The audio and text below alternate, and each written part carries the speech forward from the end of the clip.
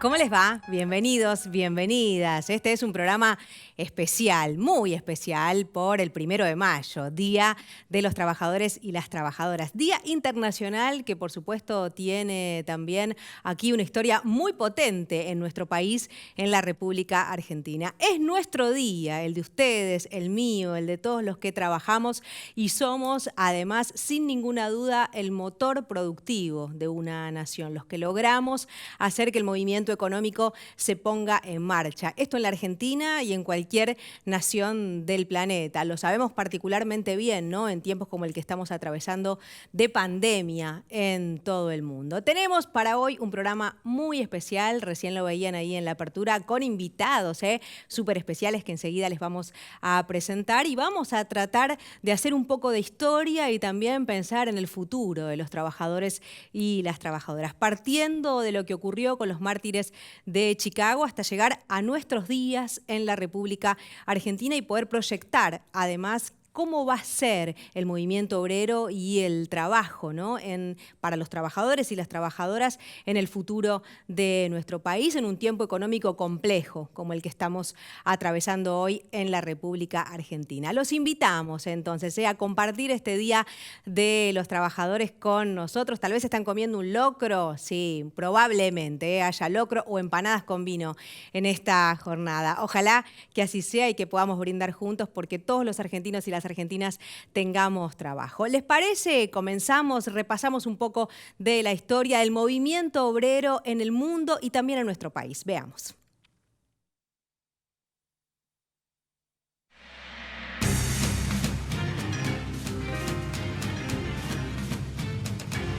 Los orígenes del Día Internacional de los Trabajadores se remontan a 1886 en Estados Unidos. Por aquel entonces, los derechos de los trabajadores se veían vulnerados permanentemente.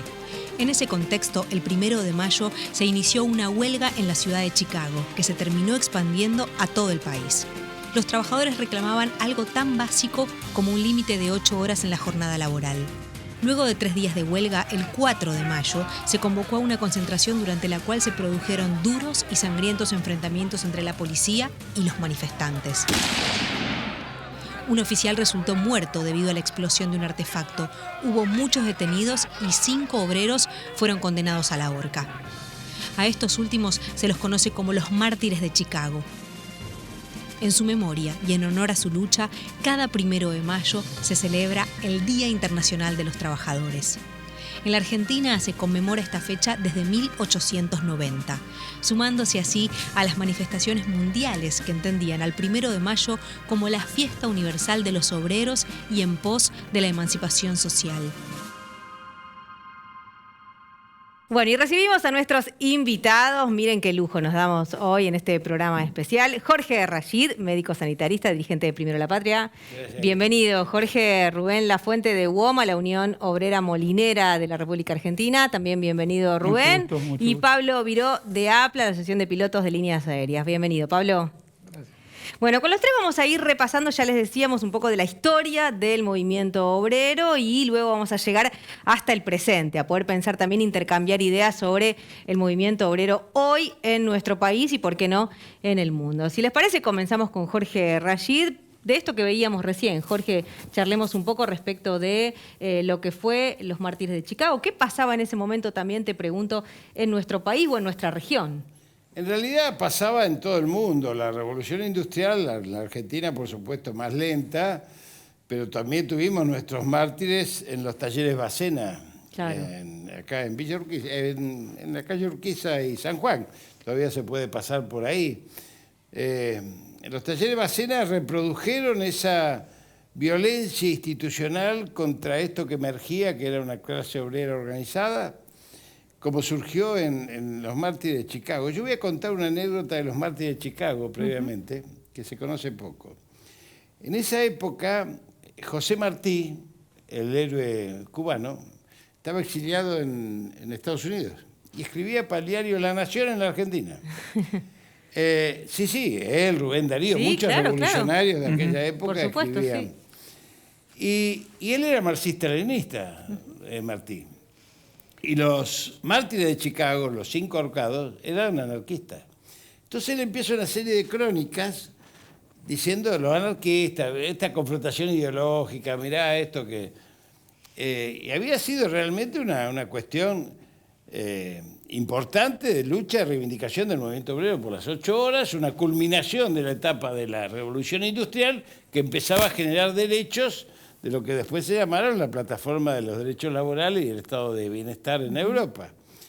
Pero como era un tipo intelectualmente honesto, empieza a darse cuenta que lo que dicen las mujeres de esos que después fueron ahorcados y lo que dicen los compañeros anarquistas era similar a lo que él pensaba. Y lo dice ahí en el Diario de la Nación. Yo le pido que busquen en el Diario de la Nación esas crónicas, porque las van a encontrar. Martín muere en la primera incursión que hace, porque no era soldado, pero va como fue Fidel Castro con el Grama, desembarca en Cuba y en la primera lo matan ahí nomás. Pero acá en los talleres Bárcena pasó algo mucho más grave que eso que vimos recién. Porque en los talleres Bárcena hubo una manifestación también por el tema de las 8 horas, las condiciones laborales, y la policía reprimió, la policía brava, pero en ese momento también había lo que se llamaba la Legión Patriótica, que eran los fascistas de aquella época que querían, con la ley en la mano, la ley de que pasó a la historia desgraciadamente como intelectual, que después me va a salir el nombre, que había hecho la ley de expulsión. Cualquier inmigrante que protestaba se iba. Entonces, bueno, viene esta huelga en los talleres Bárcena, después Krieger Bárcena fue ministro de Onganía, no nos olvidemos, ¿no? Digo, para ver cómo está todo ligado. Y mueren 7 trabajadores. 7 trabajadores. Entonces al día siguiente se arma un velorio multitudinario que lleva a pulso a los 7 trabajadores muertos a Chacarita. Y la policía reprime. Y hay cientos de muertos. Esto es lo que cuenta la crónica. Sí. Fue terrible. Sí. Fue una masacre. O sea que con esto quiero reflexionar muy rápidamente sobre la historia de los derechos laborales, de la dignidad de los trabajadores, de la organización popular. Es una historia de luchas, de sacrificios y de dolores muy fuertes. Porque en realidad esto que algunos llaman desde el marxismo la contradicción entre el capital y el trabajo, es contradicción y en tanto y en cuanto la acumulación de riqueza excede las posibilidades de construir un marco de convivencia, como cualquier marco de convivencia. Hablábamos fuera de cámara, yo les decía, la verdad que con el capitalismo financiero hoy, el capitalismo productivo parece casi una revolución, digamos, claro, ¿no? La verdad. Porque daba trabajo. ¿Y por qué? Y porque en aquella época, quiero decirlo con toda densidad, se cuidaba al trabajador porque un tornero que se especializaba, si no se especializaba en mi fábrica y venía el de la fábrica recién puesta y me lo llevaba. Entonces había que darle la casa, ahí teníamos los barrios de Fortabat, los barrios de esto, los barrios de la... ¿Por qué? Porque había un Estado que, es decir, y la misma empresa protegía a sus trabajadores, pero después vino el neoliberalismo, que después lo van a contar mejor los compañeros que yo. Y el neoliberalismo destruye todo eso porque a las máquinas se las controla una vez por año y a los trabajadores no se los controla en su salud una vez por año. Entonces, es de una manera tan salvaje como se ha ido en los últimos 50 años, arrollando los derechos laborales, que es mucho más que el salario. Miren, los derechos laborales, yo no voy a entrar porque me dijeron que tengo que llegar hasta la época peronista, pero los derechos laborales que enuncia Perón, sí, los 17, solo 2 son salariales. Uno el salario mínimo vital y móvil, y el otro las paritarias.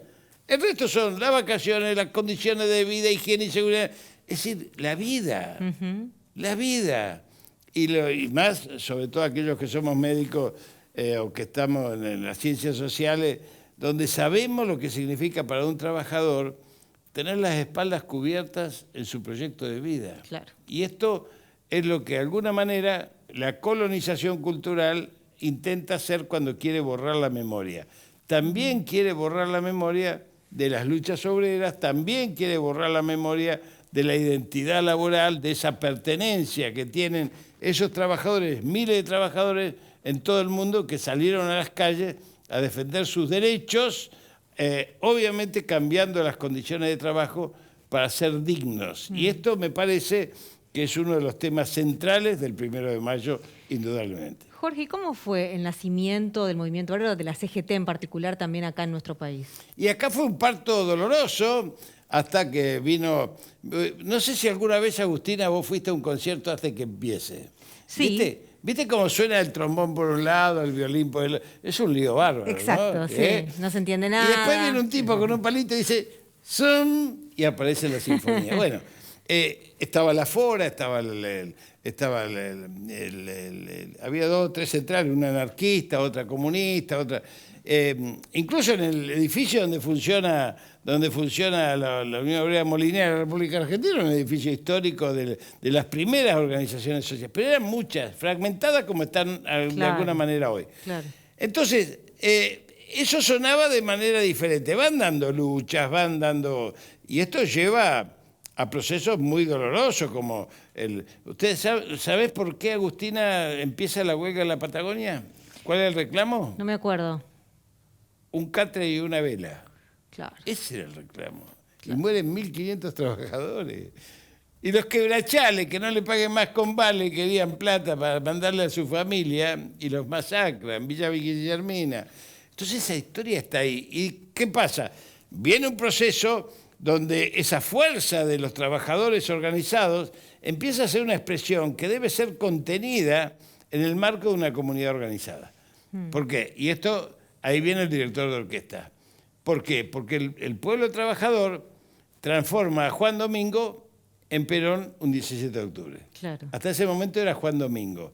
Era el que estaba llegando al concierto. Entonces, cuando el pueblo decide, ya todo el mundo se pone de pie, aplaude y le dice, usted es el director, agarra la batuta y pone en fila a toda la organización social en la Argentina, con los derechos que esto implicó, ¿no? Por supuesto. Jorge, ¿y en ese sentido te parece que es el movimiento obrero el que pone al líder o es el líder el que hace al movimiento obrero? Nadie estudia para líder, Agustina. Todos los hombres y mujeres de los movimientos populares, militantes, proyectos de vida, estudiamos para dar todo, y si las circunstancias históricas llegan a un punto de confluencia, por una vereda viene el pueblo y por otro lado viene esta persona.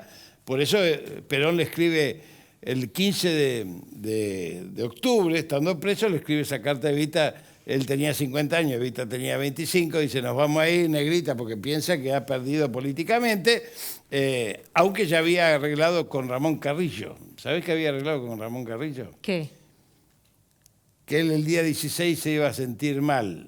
Iba a decir en Martín García que... Entonces el doctor Carrillo le manda al doctor Alvarado a sacar una placa porque dice Perón que tiene fiebre.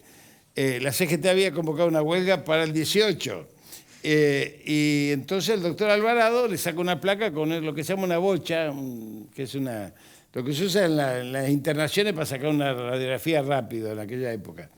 Y bueno, y dice Perón tiene neumonía. Había llevado una placa de neumonía escondida debajo de la camisa, Alvarado, con Carrillo, que era el jefe médico del Hospital Militar Central. Claro, claro. Lo llevan a Perón 16 a la noche a Luis María Campos, el pueblo se entera y dice no vamos a esperar hasta el 18 para la huelga. Claro, y empieza a salir a la calle el 17 de octubre. Claro. O sea, Ramón Carrillo tuvo mucho que ver en la movilización del 17 de octubre. Estas son anécdotas poco conocidas. Mirá que es muy poco conocida, ¿no? Es muy poco conocida. ¿Y cómo cobra sentido la figura de Carrillo en un momento como este, como el que estamos atravesando, ¿no? Claro, Una vez más los médicos puestos ahí en el frente de batalla. Carrillo dijo una frase que tiene que ver con las vacunas de hoy.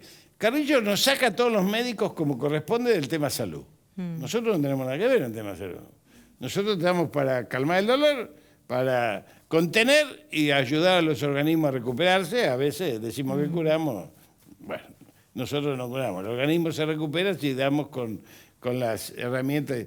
Pero Carrillo dice, el mejor plan de salud es agua corriente y cloaca. Claro. El segundo dice, los virus y las bacterias son pobre causa de enfermedad al lado de la miseria, la pobreza y la exclusión social. Y después dice algo que tiene que ver con las vacunas. Si la investigación científico-tecnológica en el campo de la salud no está al servicio de los pueblos, no sirve para nada. Claro, claro. Jorge, ¿te parece que aquellas reivindicaciones tan elementales como la jornada de 8 horas o como el catre y la vela de lo que decías de lo que ocurrió en la Patagonia o lo de los quebrachales también, ¿no? Por supuesto, digamos, cualquiera de estas que tenía que ver con cuestiones tan básicas de la dignidad de las personas, ¿te parece que cambiaron sensiblemente al día de hoy o que en realidad los trabajadores y las trabajadoras seguimos reclamando por cuestiones tan esenciales como esas, digamos, de otra manera porque vivimos diferente, pero que son igual de esenciales? Qué buena pregunta, Agustina, porque yo lo que veo es que cada vez partimos de un piso más bajo para el reclamo. Cada vez que volvemos a... ¿Por qué? Porque cada proceso neoliberal intenta destruir al movimiento obrero. Claro. Trata de destruir a la clase trabajadora, trata de destruir el aparato industrial, el de servicio. Se quiere quedar con el sector financiero como eje, que la plata dé dinero, digamos. El dinero da dinero, fondos buitres, bueno, sería largo de charlar. Pero entonces yo lo que veo que en general, no solamente en los trabajadores, sino en la Argentina, en nuestros países, después de haber atravesado un proceso de justicia social que es diferente al de bienestar social. Lo del bienestar social europeo de Bismarck y Berberiche es un proceso institucional del Estado que baja con respuesta a las demandas sociales, sí, que son las dos posguerras, la Primera y la Segunda Guerra Mundial. En la Argentina, el proceso de justicia social es al revés, incorpora al pueblo como, por eso el movimiento obrero, incorpora al pueblo como protagonista del control y de la gestión, o sea, de la gestión también. Por eso Perón tiene embajadores del movimiento obrero. Ahora, cuando vienen los procesos de retroceso, cada vez dictaduras militares, proscripciones, incluso repliegues de la voluntad popular por la catarata, ¿no es cierto?, que hay de confrontación ideológica y cultural del neoliberalismo, cada vez partimos de cuestiones más bajas de los pisos de nuestras reivindicaciones. Indudablemente hoy, si cumplimos la Constitución Nacional, todos los trabajadores argentinos deberían estar mirando los balances de las empresas. Claro. ¿No es cierto? Claro. Claro, entonces, claro. Bueno, y todos los argentinos tendríamos que tener vivienda, y todos los argentinos tendríamos que tener acceso a la salud gratuita y todo. Bueno, esto es lo que yo llamo el Estado colonial. Cuando vos ganás unas elecciones como ganamos ahora, te entregan la llave de Balcarce 50, pero el poder político, judicial, parlamentario incluso, mediático, todo queda en la mano del Círculo Rojo, que no es ni más ni menos que la Embajada de Estados Unidos, cuando te dice que las vacunas rusas y chinas son un agravio, son peligrosas, la seguridad nacional de ese país. Entonces, bueno, por eso cada vez el piso es más bajo, porque indudablemente el proceso anglosajón de los siglos XIX y XX impidió aquello que dijo, porque yo te pregunto a vos, ¿cuándo fue la independencia argentina? Y todos los chicos, cuando yo doy clases, me dicen 9 de julio de 1816. No, nunca se declaró la independencia argentina. Se declaró la independencia de las Provincias Unidas de Sudamérica. Y se hizo en 4 idiomas. Castellano, español, quechua, aymara y guaraní. ¿Y por qué? Porque los congresales eran de ahí. Quintana, la calle esta que termina en la Recoleta, era de Misque, Bolivia. Sánchez Bustamante, que está acá nomás, era de Alto Peruano. ¿Quién lo enterró? Mitre. Entonces la batalla cultural pasa por derrotarlo a Mitre, todavía, aunque esté muerto. Todavía. Bueno, vamos a seguir, por supuesto, Jorge. Quédate, el que tenga ganas de participar, por supuesto participa, porque la idea es intercambiar si tienen ganas, chicos. Vamos a compartir ahora las palabras de Hilda Lucero. Ella es secretaria general de la Confederación de Educadores Argentinos de la provincia de La Rioja. Esto tiene para aportar. Compañeras y compañeros, un saludo desde La Rioja, tierra de caudillos federales. Soy Hilda Lucero, secretaria de Derechos Humanos y de Género de la Confederación de Educadores Argentinos, la CEA, y militante de ADN peronista Saúl Baldini, que agrupa a los docentes del país que trabajamos para este proyecto nacional y popular, para consolidarlo y para defenderlo de los ataques que reciben día a día. Bueno, en esta nueva conmemoración del 1 de mayo nos encuentra nuevamente en medio de esta terrible pandemia que tantas vidas de compañeros y compañeras se ha llevado. quiero dejarles desde nuestro colectivo docente un gran abrazo que nos llene de fuerzas para enfrentar no solamente esta pandemia, sino también los ataques del neoliberalismo más brutal y vergonzoso de nuestro país. Estamos más juntos que nunca, queremos abrazarlos desde ese lugar de estar juntos y juntas, para que sigamos trabajando por una Argentina más democrática, más inclusiva, con mayor justicia social. Un gran abrazo, compañeras y compañeros, en este 1 de mayo. Muchas gracias. Bueno, por supuesto nos encanta también tener la palabra de distintos representantes del movimiento obrero de distintos lugares de nuestro país. Por eso desde la provincia de La Rioja nos vamos a ir ahora a la provincia de Entre Ríos y vamos a escuchar la palabra de Jonás Zinkowski, que es el secretario general de UOMA de Concepción del Uruguay.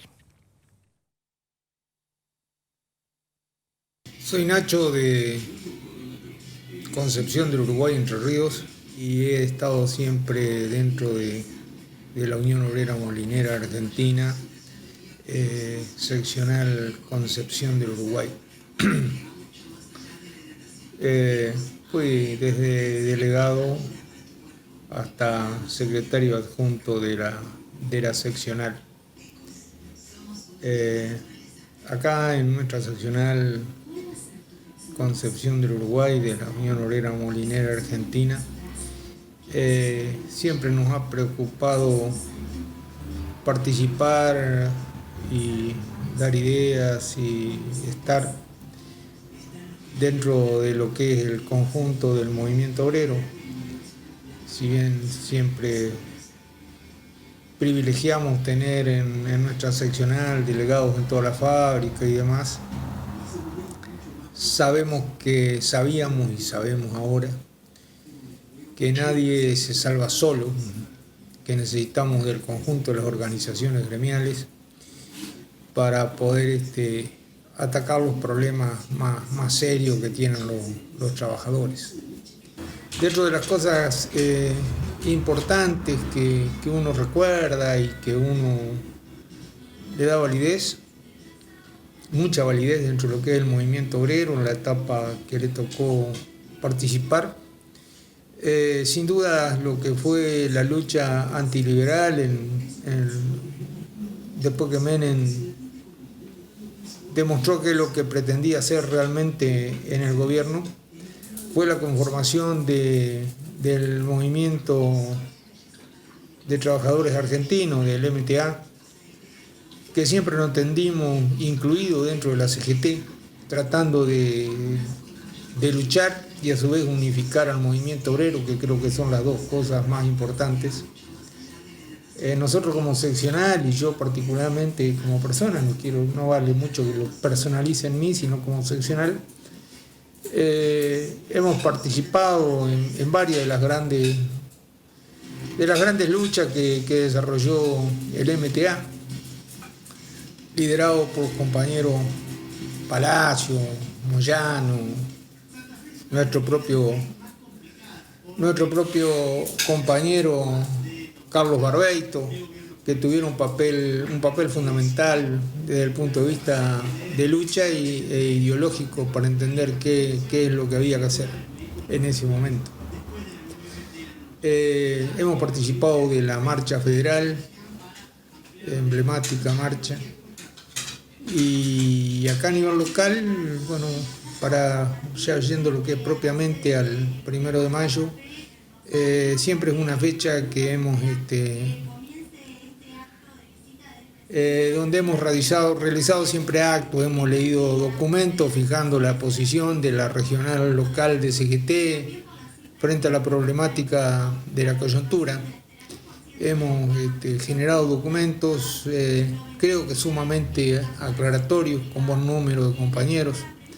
Inclusive hace 2 años, creo, se hizo acá el 1 de mayo con la participación de los compañeros de la corriente federal. Seguimos con ese criterio de trayectoria. Hoy nos sentimos muy acompañados, diría, por el compañero Rubén Lafuente desde Buenos Aires, que nos acompaña en esta gestión, tanto en lo que son las cosas internas de la seccional, como sobre todo lo que es la lucha del conjunto del movimiento obrero. Bueno, que sea un día de los trabajadores, de conciencia, de lucha para enfrentar básicamente la pandemia, o sea, que sea un 1 de mayo por la vida y en contra de toda la estructura del neoliberalismo que trata de privilegiar la muerte y sus resultados económicos por sobre todas las cosas. Muchas gracias, compañero. Bueno, gracias a Jonás. Rubén, palabras para vos también, respecto de la representación, en este caso, de los molineros en todo el país. Y si te parece, metámonos con la etapa que sigue, que tiene que ver con lo que fue el peronismo para los trabajadores y las trabajadoras, que sin ninguna duda es la bisagra en la historia argentina, ¿no?, de los derechos, sobre todo, ¿no?, de los trabajadores y las trabajadoras en nuestro país. Y luego hablemos de lo que ocurrió después del 55 también. Sí, ante todo agradecerte por la invitación al programa. Lo decía un poco Jonás Incos, que es un militante de muchos años, incluso su esposa también es una gran militante, que el compañero Jorge Rachi también la conoce de mucho tiempo. Lo que nosotros decimos del peronismo en la Argentina, que fue un antes y un después, lo dijiste bien vos, la bisagra. Es un movimiento revolucionario porque generó los máximos derechos que cualquier trabajador sintiera como necesidad tener. Lo decía Jorge con su verborragia tan especial, que el director de orquesta. Y no se equivoca, porque en definitiva todo lo que se fue dando, aparte de esas movidas y esas tragedias que le ocurrieron en el movimiento obrero, como Dársena, lo de Krieger, Bacena, lo del norte argentino con la forestal, trajo como aparejado una necesidad de los trabajadores de organizarse y de luchar por esos derechos. Esto venía incluso con normas de la época de Alfredo Palacio, electo diputado allá por el 1904. Pero, ¿qué pasa? Si no aparecía el director de orquesta, ese hombre que primero desde la Secretaría de Trabajo en el 43 empezara a fomentar la actividad sindical. Nosotros molineros vivimos un hecho especial con el peronismo, que fue que existía la actividad de molinos harineros, pero estaba dispersa en donde funcionaba algún molino, el sindicato a nivel local. No había una mancomunión, no existíamos como unión, como hoy, Unión Obrera Molinera Argentina. ¿Por qué digo esto? Porque ocurrió en el peronismo. ¿Qué decían? Un poco Jorge lo grafica también de la pelea como país, como territorio. Tenés que unirte. La unidad hace la fuerza. Claro. Y la unión que hoy tenemos fue gracias a que en algún momento fueron convocados distintos dirigentes del interior del país, de la Argentina, molineros ellos, que no se conocían, y fueron convocados y atendidos por alguien muy especial, Evita. Y le dijo, necesitan unificarse, necesitan hacer un gremio, hay que hacer un gremio nacional, la unión, como es hoy. Y bueno, eso le debemos los molineros al peronismo. Mira. ¿Cómo no vamos a estar absolutamente consustanciados con lo que significa el peronismo en la Argentina? Uno escucha a los voceros de las cuestiones negativas del peronismo y no hay nada mejor que ver los resultados que el peronismo dio para los trabajadores, los derechos. Hablamos de las vacaciones, del aguinaldo. Yo digo, no hay nada que haga que se sorprenda a cualquier trabajador de que todas esas cosas que ocurrieron eran porque había un gobierno que posibilitaba para que eso se concretaran. A la luz de hoy, 1 de mayo, una fecha histórica para los intereses de los argentinos, nada mejor que reivindicar como trabajador, como secretario general de una organización, este hecho tan revolucionario que ocurrió en la Argentina, que es el peronismo. Digo, tenemos que hablar todo el día si queremos. Sí. Rubén, ¿y te parece que, digamos, en aquel momento fue más fácil para el peronismo porque estaba todo por hacer? ¿O no? y en realidad es lo mismo, para, digamos, a cualquiera de su época le toca la dificultad de su época y en todo caso la reivindicación de los derechos en este tiempo es igual de difícil de lo que fue en aquel momento. No, yo lo pondría en este término. Cuando vos tenés un gobierno que fomenta que estas cuestiones se concreten, cuando te toca por una discusión con los empleadores, que para mí son iguales siempre, antes, ahora, y van a ser siempre iguales. Son voraces, siempre la quieren para ellos, nunca están bien para darle a los trabajadores lo que se merecen. Yo como secretario general lo vivo discutiendo este tema, pero claro, veníamos de una época donde no había nada, eso es cierto, y se empezó a dar todas las cuestiones que se fueron dando. Yo nombraba esto de la actividad nuestra de molinero, que fue un hecho concreto de la época del peronismo, es decir, lograr que se hiciera lo que hoy es la Unión Obrera Molinera Argentina es un hecho fabuloso, porque ¿qué? No es lo mismo discutir un salario, una paritaria a nivel nacional, abarcando todas las empresas molineras a lo largo y a lo ancho del país, que discutir individualmente como ocurría antes que apareciera el peronismo en cada lugar.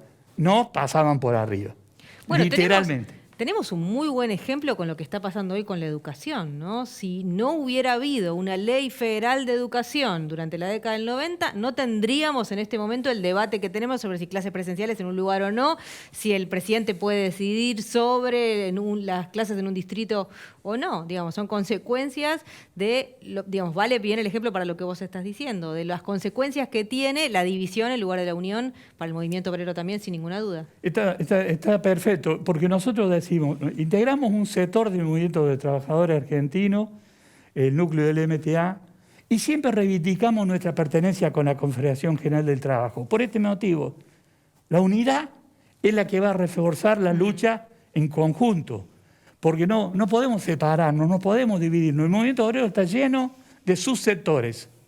Cada uno, Corriente Federal de Trabajadores, sí, también claro, militamos ahí. Y la idea es que logremos fuerza a través de una confederación para revertir algunas cuestiones. El poder económico las quiere todas para ellos. Y nosotros tenemos que hacer todo lo que esté a nuestro alcance para revertir. ¿Cómo se revierte? Con unidad. Y se pelea con 4, 5, 10 puntos. Y decir, esto es lo que nosotros pretendemos como sector del movimiento obrero. Y, como en la época del peronismo, lograr participar en las grandes discusiones. Lo dijo Jorge, la Constitución. Yo he hablado con empresarios cuando le he dicho, che, pero vos tenés que informarle al sindicato de cómo están los números, el balance y todo eso. Si yo tengo que hacer eso, cierro la empresa. Esa fue la respuesta. Yo digo, ¿se dan cuenta? Por eso digo, es tan complicado. ¿Con qué argumento, Rubén? Que no quieren dar información de la que ellos son los propietarios, los dueños. Prefiero cerrar la empresa. Prefiero cerrar la empresa, una cosa tan grosera, y que parece que para estas épocas sería inconcebible que ocurriera, pero lo dicen. Nosotros hoy estamos en plenas paritarias a nivel nacional. Un egoísmo del empresariado molinero que yo a esta altura del partido digo lo desconocemos, porque digo, nosotros estamos en el mismo barco, trabajadores y dueños de molinos. Necesitan de los trabajadores, de la población total. Claro. Jorge trabaja con nosotros en algunas cuestiones. Tenemos en la actividad molino harinero solamente más de 300 contagiados. Es el esfuerzo que hace el trabajador para que los molinos sigan produciendo. Siempre tienen problemas. Yo entré en la actividad ya por el 74, 75. Desde aquel entonces el argumento siempre es el mismo. Claro. Nunca les alcanza, no hay. Por eso yo digo, lo que comentaba Jorge, es muy egoísta el capitalismo, es muy egoísta. Si acá entendieran, por eso en algún momento del peronismo hubo una interrelación con empresarios medianos, como fue lo de José B. Gerba. Acuerdos, si los hubo. Y entonces eso daba un resultado. No había una pelea. Hoy el neoliberalismo es de sálvese quien puede. Por eso nos pasa lo que nos pasa en la salud, nos pasa lo que nos pasa en la educación, nos pasa lo que nos pasa en todas las actividades. Y nosotros decimos, ¿cómo nos vamos a reivindicar el peronismo? Que fue un antes y un después, porque puso las cosas en su lugar. Y por eso el odio que genera de los grupos de poder. No tengan ninguna duda que para los grupos de poder el peronismo es mala palabra. ¿Por qué? ¿Cómo puede ser que este tipo venga acá y me hable como si fuera un abogado para discutir sus intereses y sus beneficios como trabajador? Y tiene todo el derecho del mundo. Porque la Constitución, las leyes lo posibilitan. Leyes que se han dado en épocas muy de interés para los que menos tienen, pero que también es cierto, cuando han pasado gobiernos como los de Mauricio Macri, han arrasado con todo. Se han llevado puesto el presupuesto de la educación, dejaron de terminar viviendas por odio, viviendas que hoy podrían tener para vivir dignamente, y como decía Carrillo, que el hombre viviera en un ambiente donde tuviera cloaca, tuviera agua potable, que son las cuestiones que ayudan a no padecer el virus como hoy estamos padeciendo con esta pandemia global. Rubén, ¿y qué significó para el movimiento obrero y para la unidad también del movimiento obrero la llegada de la mal llamada Revolución Libertadora, la autodenominada Revolución Libertadora? Bueno, una tragedia total. Se llevó todos los derechos puestos, asesinaron a trabajadores, no como la del 76, pero fue bombardeada la Plaza de Mayo. ¿Cuántas atrocidades hicieron en nombre de la democracia? En nombre de la democracia asesinaban al pueblo. Y digo, esto, no hay nadie que diga, pero ¿cuánta gente fue la que mataron en la Plaza de Mayo en el 55? En el 56 fusilaron a General Valle, a cuántos militantes.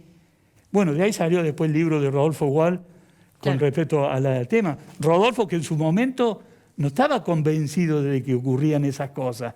Cuando se encontró con un primer sobreviviente, ahí reconoció que había pasado y escribió lo que escribió, que todo el mundo sabe, que fue un antes y un después también, para dejar al descubierto todo lo que estaba haciendo. La historia de Libraga. Jorge, ¿querés agregar algo? Sí, hubo más muertos en Plaza de Mayo, en un día laborable, a cielo abierto, en una nación democrática, que en el bombardeo de Guernica que pintó Picasso en Guerra Civil Española, bombardeado por las fuerzas alemanas.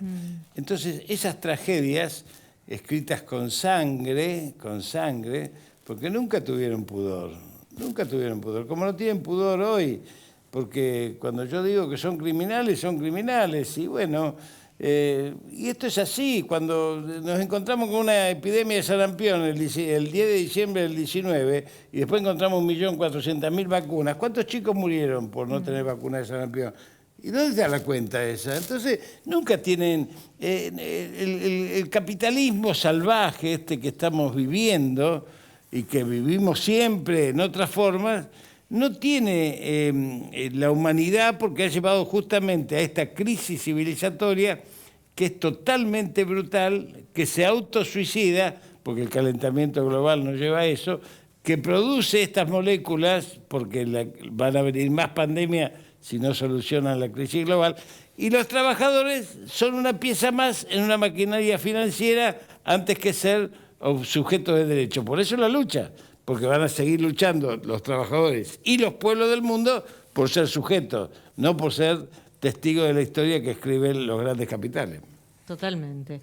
Bueno, sí, Rubén, te escucho. Jorge nombraba el que aplicó la ley de residencia, Miguel Cané. Miguel Cané, claro. Miguel Cané, que expulsaba a los que militaban y hacían alguna acción gremial en aquel entonces, consideraba la acción gremial como delictiva.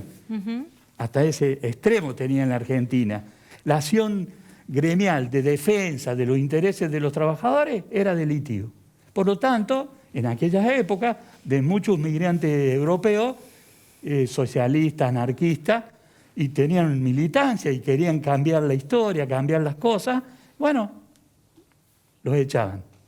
Los deportaban, los sacaban de la Argentina porque estaban discutiéndole al poder económico la parte de la derrota. Porque lo que todo el mundo dice, cuando vos discutís a nivel nacional, en este caso como nosotros tenemos la Unión Obrera Molinera, vos tratás de discutirle al poder económico de nuestra actividad parte de la torta, la famosa cuestión de cómo el trabajador disputa parte, lo que el peronismo llegó a hacer. Claro, el 50-50. El 50-50, famoso, 50% de salario y el resto repartido.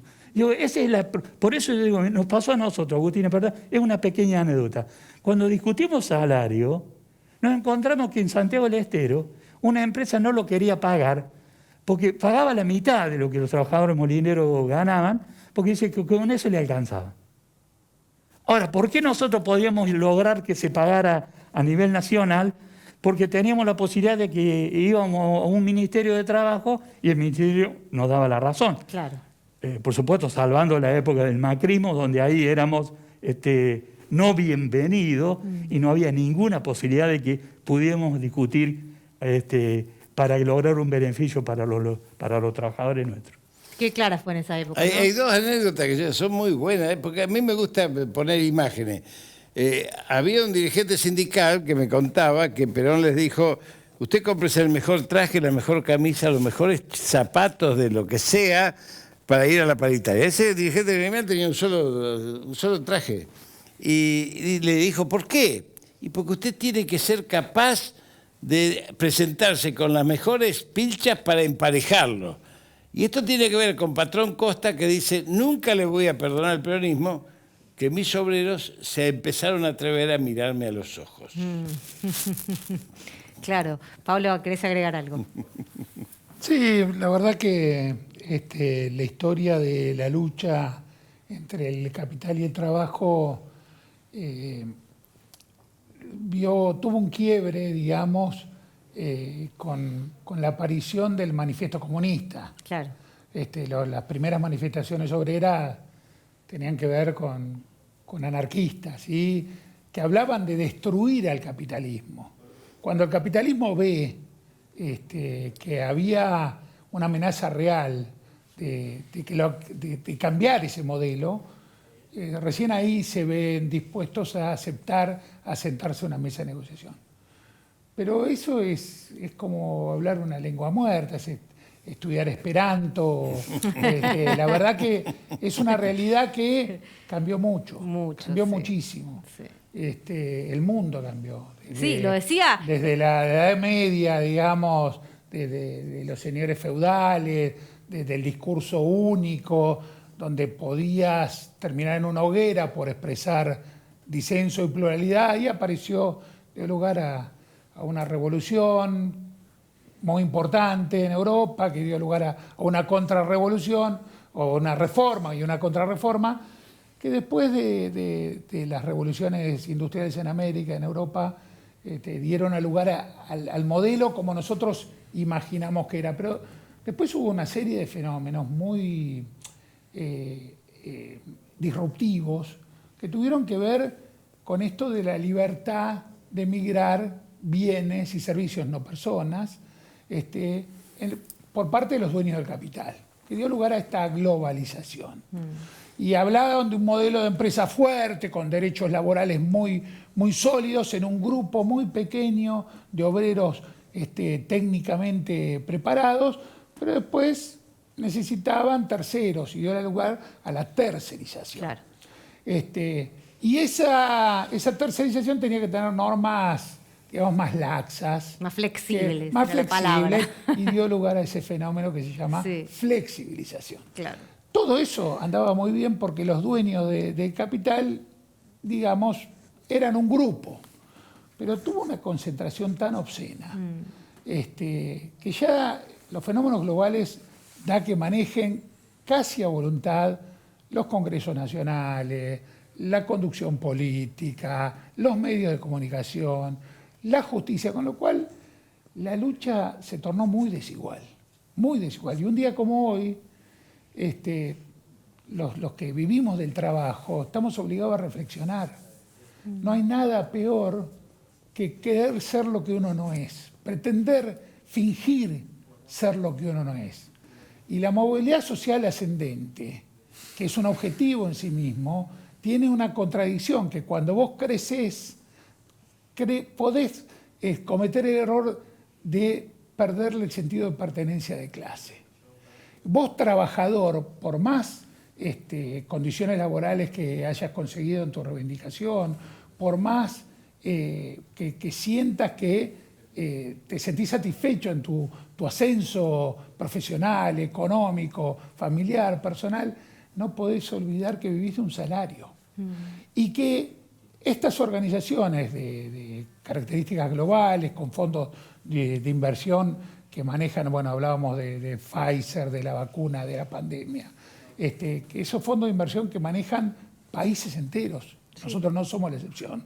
Cuando te enfrentás a ese nivel de corporaciones que manejan tanto poder, la única solución es prepararte, conocerte a vos mismo, conocer tus limitaciones, organizarte y, bueno, dar la pelea desde ese lugar, ¿no? Desde la unidad, pero desde el conocimiento también. Entonces, días como hoy son fundamentales, como una jornada de reflexión para ver, porque nosotros somos los únicos capaces de cambiar nuestra realidad, de construir un futuro mejor. Y cuando vos decís quiero cambiar el mundo, si vos lo decís como un título, no vas a cambiar nada.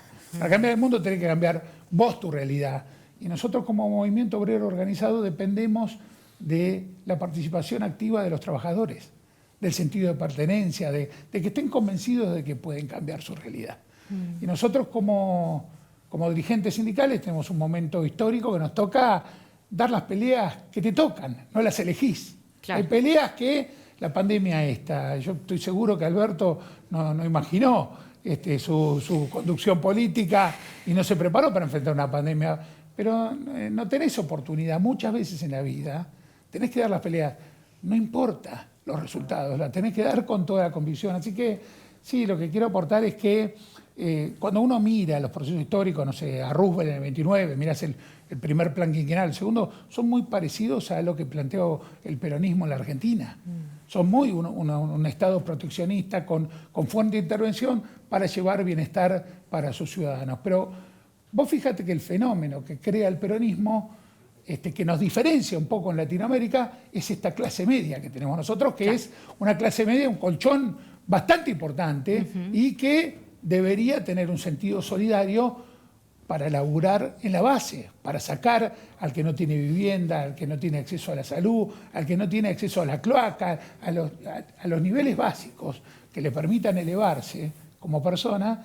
Sin embargo, nos pican en la cabeza con un discurso un poco por los medios, un poco también por un daño autoinfligido, digamos. Nosotros somos digamos, partícipes necesarios de nuestra propia autodegradación como sociedad, porque no hay nada que pueda cambiar la realidad distinto que la organización social y la participación en política, sea sindical, sea política partidaria, o sea participar en tu vida familiar, digamos, ¿no? Sí. O fíjate que nos lograron sacarnos la simbología, los contenidos, las banderas, y convencernos de un modelo individualista, la meritocracia, que yo me salvo solo, que yo... Y la verdad que nada está más alejado de la realidad, como para elevarte, para mejorar como sociedad, tenés que articular intereses. Y bueno, cada uno tiene que, digamos, hacer un replanteo de dónde está parado para cambiar esa realidad. En el movimiento obrero estamos siempre interpelados por eso, con esto que hablan de la unidad, no hay nadie mejor que un dirigente de una organización, de una actividad, que te pueda describir la problemática de esa actividad. Ahora, nosotros necesitamos dejar los egos de lado para establecer una conducción colegiada que pelee por los intereses de todos los trabajadores y los intereses nacionales. Que en definitiva la discusión es siempre la misma y en todos los momentos históricos el problema no son los de afuera que no quieren comprar, sino los de adentro que no quieren vender. Claro. Así que en esa línea estamos y el 1 de mayo siempre es un día propicio para saber y analizar de dónde venimos y a dónde vamos y qué podemos hacer en el día a día para cambiar esa realidad de cara al futuro, ¿no?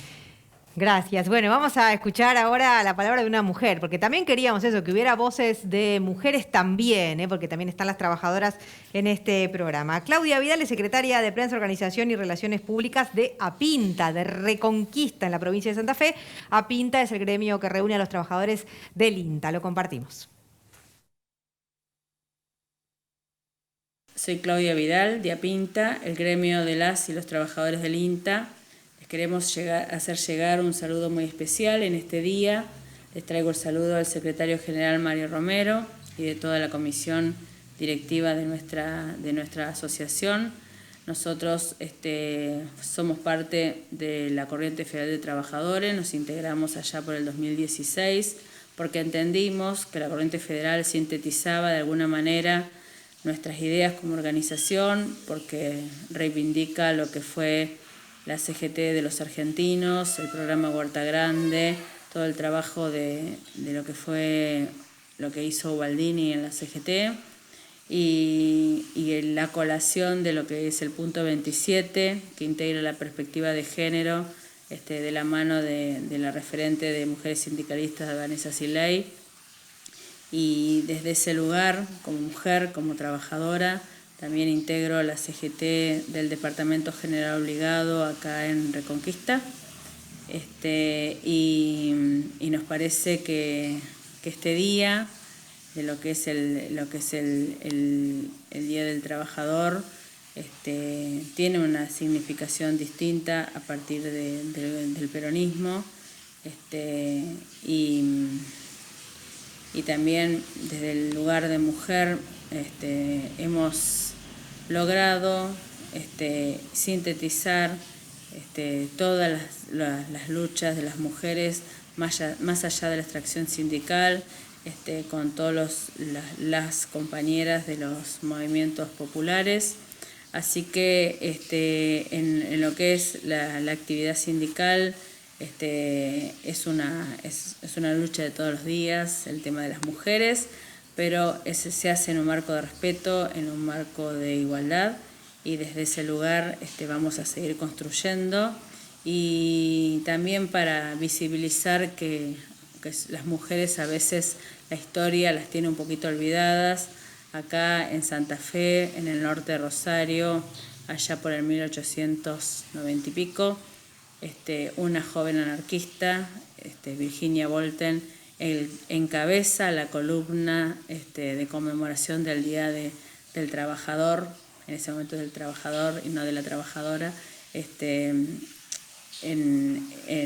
esa movilización. Así que desde este norte de Santa Fe les dejo un saludo muy grande en nombre de toda nuestra organización, y en un momento tan difícil que estamos pasando, pero tan importante, es seguir reivindicando lo que es el modelo sindical argentino, que podrá tener algunas fallas, pero nosotras, las mujeres y los hombres que formamos este modelo, vamos a seguir en la unidad de los trabajadores. Muchísimas gracias. Bueno, muchas gracias a Claudia. Pablo, y si te parece, repasemos un poco lo que fue, mencionamos varias veces el neoliberalismo y las consecuencias para el movimiento obrero. Una época, en ese sentido, fueron los 90 y el nacimiento también de una corriente que fue tan importante, ¿no?, como el MTA. Sí, un poco es a repasar lo mismo de la lucha entre capital y trabajo en hechos disruptivos, para mandar un mensaje ejemplificador. Y el primero y absoluto fue la revolución fusiladora. Claramente, el 55 vino a disciplinar y a imponer por la fuerza lo que no se podía imponer de otra manera, digamos. Lo que no podían lograr los objetivos de romper el modelo de solidaridad, de industrialización, de soberanía política, de independencia económica. Estas premisas que llevó el peronismo adelante había que destruirlas. Claro. La Revolución Libertadora fue la primera imposición. Después tuvo mucha más profundidad con las dictaduras. Claro. La dictadura no fue un fenómeno local ni casual. No puede ser. Cuando uno analiza los procesos históricos, es casual que fueran todas dictaduras que enajenaron los patrimonios, que mandaron ese mensaje. Bueno, la dictadura al movimiento obrero, digamos, le costó sus mejores hombres. No casualmente los primeros secuestrados, torturados y desaparecidos fueron delegados sindicales. Claro. Se apropiaron de industrias completas, de recursos industriales a todo nivel. Y se apropiaron de esa rebeldía natural de reclamar. Disciplinaron por la fuerza y con palos. Ahí surge la necesidad del movimiento obrero, que ha dado ejemplos memorables de salir a pelear contra la dictadura. Y en realidad fue la fuerza, el movimiento obrero argentino, que con mucha más dolor, digamos, y con mucha más valentía enfrentó a la dictadura. Después, bueno, cómo viene la democracia, la verdad que un fenómeno que debería apelar a la unidad nacional, como es una guerra, termina siendo una herramienta de los dictadores para tratar de convalidarse, pero eso no quita cómo fue la transición. Pero con el advenimiento de la democracia tuvimos muchos problemas con la articulación de los intereses entre capital y trabajo, permanentemente. Y había una amenaza latente de esos poderes de la imposición. Cuando llega con los votos, engañando, cuando Menem dice, si yo decía lo que iba a hacer, no me votaban, enajenaron todo el patrimonio y toda la potencialidad de industrializar el país y de recuperar lo que era nuestro. No lo voy a hacer muy largo, pero todo lo que era estratégico, comunicaciones, transporte, logística, correos, bueno, en mi caso, la propia Aerolíneas Argentinas, claro, una herramienta estratégica, si las hay, para ejercicio de la soberanía. Pero otra vez, era muy importante mandar el mensaje y se valieron de la prensa, de los comunicadores sociales, de esta imagen que en ese momento era Neustar, que hablaba, Doña Rosa, los teléfonos, la ineficacia del Estado, los argumentos de la derecha y del capitalismo más cruel histórico. Siempre fue lo mismo. Los procesos de regulatorios, privatizadores, fueron lo mismo. Cuando uno analiza a Jimmy Carter, la regulación de la fines de la década del 70 en los Estados Unidos, siempre se da por los mismos fenómenos. Dicen, otra vez el Estado opresor que no te deja hacer, que recauda impuestos y son confiscatorios, y dejemos a las fuerzas del mercado de la libertad. Después, cuando ves los resultados, son absolutamente contrapuestos a lo que propusieron. No tenés un estado de bienestar, no tenés una sociedad más organizada, no tenés menos pobreza, te dejan al país sin herramientas, a la sociedad totalmente disgregada, niveles de pobreza que te invitan al sometimiento como nación, como ser humano, como trabajadores. Lo degradan al nivel más bajo, dividen al movimiento obrero, es muy importante. Nosotros terminamos siendo funcionales cuando permitimos esa división porque nadie negocia con débiles.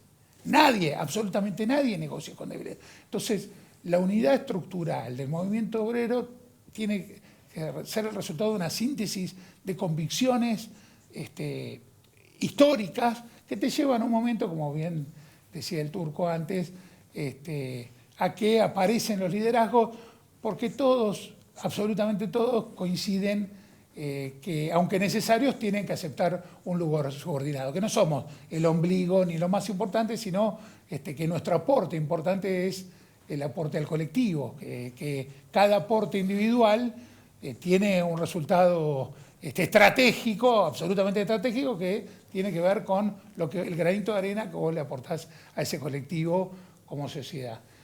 Bueno, finalmente el macrismo nos mostró lo peor, porque nuestras contradicciones permanentes nos llevaron a que una clase media, esto que hablábamos antes, que producto de la movilidad social ascendente, trabajadores, terminen votando a la derecha, que en el mejor escenario han tenido un 20, un 25% del caudal electoral, pero mintiendo, con unas premisas falsas, absolutamente falsas, aprovechando las contradicciones que tienen los gobiernos nacionales y populares, el tema, vos recordarás los paros que hacíamos por el tema de ganancias. Sí. Era una discusión permanente el tema de ganancias. Y la decisión política de no ceder en eso dio lugar a que aparezca un gobierno como el de Macri que dijo, ningún trabajador va a pagar ganancias. Muchos trabajadores, sin analizar el pasado para predecir el futuro, sin ver que Macri era Macri y que había hecho, fueron funcionales y tuvieron por primera vez el acceso por los votos, impusieron un modelo devastador. Después, bueno, ¿y ese fue un error, Pablo? Eso, por ejemplo, ¿no? Esto que ocurrió durante el final del gobierno de Cristina, que eran los paros por el impuesto a las ganancias. ¿Lo reconoce? Se lo pregunto a los tres si quieren. ¿Como un error del movimiento obrero, digamos, donde se permitió que se corriera el arco luego con la llegada del macrismo? ¿Qué pensás? No, los momentos históricos hay que analizarlos en el contexto que se vive. La verdad es que vos cuando tenés una sociedad de bienestar, cuando hay bienes y servicios, cuando hay riqueza, la tendencia natural es decir, repartirla. Nadie reparte lo que no está. Claro. Vos pensás que en ese momento estábamos ganándole la inflación a un régimen de un 25, un 30% anual. Entonces, la visión es esa, que había una movilidad social ascendente. Estabas mejor, había un crecimiento, había un proceso, tal vez más lento de lo que nos hubiera gustado a algunos, de sustitución de importaciones, de una incipiente recuperación de la industria nacional. Había este sentimiento no de vivir con lo nuestro, pero decir, bueno, a ver, ¿cuáles son nuestras potencialidades a nivel industrial? Vamos a desarrollarla. Y después, bueno, nada, vino lo que vino, una pandemia en sí misma. El liberalismo más cruel, con un doble discurso, con un cinismo sin precedentes, que hoy mismo nos divide como sociedad. Y divididos nos imponen desde afuera casi a voluntad cualquier condición. Lo peor, lo más funcional a un destino incierto de la Argentina es la grieta. Lo peor que te puede pasar como nación es estar dividido. Vos hablabas, bueno, de cara al movimiento obrero, hay una autocrítica. Y mantener la unidad en el movimiento obrero tiene que ser un objetivo ultranza.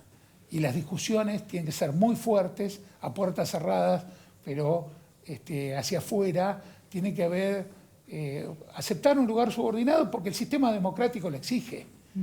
Si no, no participes, no podés decir soy demócrata hasta que no me gusta el resultado. Claro. Es la realidad. La democracia lo estamos viendo últimamente, ¿no? Claro, bueno, lo estamos viendo con una oposición que no está siendo interpelada por la sociedad, porque nadie quiere pelear en el colegio, en el trabajo, en el subte, en el colectivo, en la familia, no quiere ser. Y bueno, la verdad es que las convicciones las tenés que llevar adelante y tenés que poder trascender. Necesitas pensar, poder armonizar y sobre todo esto que te decía antes, ¿no? Tener claro de dónde venís para poder definir a dónde vas, porque ahora no tenés rumbo, sino definís con claridad cuáles son los objetivos a mediano y a largo plazo.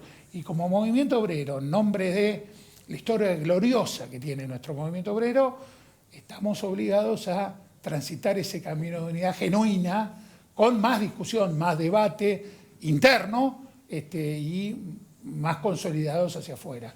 Después, el resto es, cuanto más centrales tenés, hay más sillas, hay más medallas, hay más, pero tienen poca validez porque el aporte al colectivo tiene que ser orgánico. Desde el movimiento obrero, se replica en los empresarios pymes, en la Unión Industrial, se replica en todas las organizaciones políticas, esto de dominar los egos y poner toda la fuerza en función de objetivos comunes, es un imperativo que se viene y que no va a poder ser evitado, porque si no, te enfrentás de nuevo a tropezar con la misma piedra, que es lo que viene. ¿Qué es lo que viene? Bueno, está bien, tenemos una pandemia, tenemos el desafío de sobrevivir primero como nación, digamos, recuperarnos como sociedad, hay miles y miles de familias que ven la pandemia desde otro lugar. Y todos los días estamos a un número de cerca de 500 familias que viven en primera persona lo que es la pandemia. Sí. Si yo me siento con vos y te digo, se caen 2 aviones Jumbo, 2 aviones de internacional todos los días, 2 por día, todos los días, le darías una gravedad. Sin embargo, discutimos la presencialidad en los colegios, si la Sputnik es veneno o no. Hay un nivel de tan berreta en el debate político, tan berreta, que nosotros convalidamos como sociedad. Que llegó un momento de decir, bueno, basta de esto. Necesitamos dirigentes de un nivel, de un escalón superior. Necesitamos representantes en el poder político de un nivel superior. No nos pueden, digamos, subestimar tanto la inteligencia del pueblo, de los trabajadores, de la sociedad en general. Con lo cual, yo tengo esperanza. El argentino, más allá de lo que diga una red social o lo que diga un medio concentrado, en general es mucho más solidario, mucho más solidario. Por cuestiones de mi laburo tuve oportunidad de viajar por el mundo y es lejos el mejor país, no por la extensión territorial, no por los bienes materiales, no por los recursos naturales, es por su gente. Vos vas a Salta, Córdoba, Mendoza, el argentino es un buen tipo. Ahora nos convencieron que somos malos, que somos individualistas y que nos importa mirarnos el ombligo. Pero cuando vos escarbás, hay un futuro posible distinto, que es priorizar la patria, ¿no? Un poco lo que decimos siempre en las reuniones de Primero la Patria. Es dejar de lado esas diferencias circunstanciales para construir un futuro mejor, que es posible. Gracias, Pablo. Rubén, ¿y a vos qué te parece? ¿Cuál es el desafío, un poco Pablo lo decía recién, para los trabajadores y las trabajadoras en un tiempo como este de pandemia que estamos atravesando?